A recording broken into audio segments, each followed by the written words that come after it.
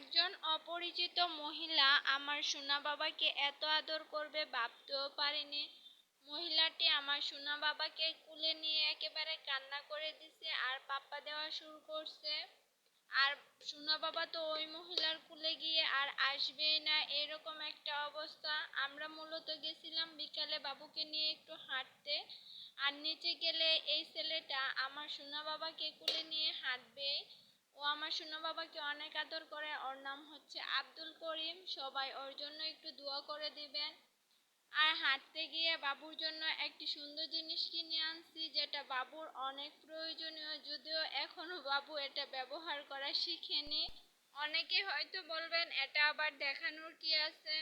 আমি প্রতিদিন কি করি, কোথায় যাই, কি করলাম, এই সবগুলা বিষয় যেহেতু শেয়ার করি আপনাদের কাছে, এই বিষয়গুলো শেয়ার করতে আমার ভালো লাগে, তার জন্যই আমি শেয়ার করি।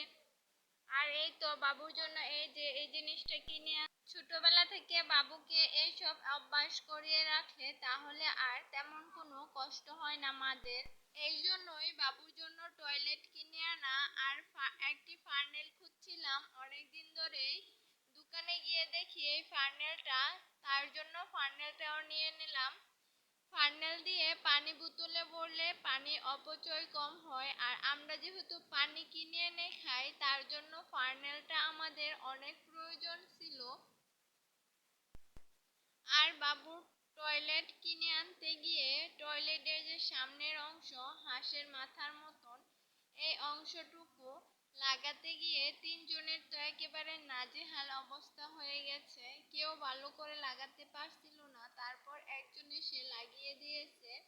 আর প্রথমে যে বললাম অপরিচিত মহিলাটিও আমার ছেলেকে এত আদর করছে, এই মহিলাটিকে আমি কখনোই দেখিনি এর আগে। উনি আমাদের বাসার সামনে দিয়ে যাচ্ছিলেন, ওনাকে দেখে আমার সোনা বাবা কুলে উঠবে আর উনিও কুলে নিবে।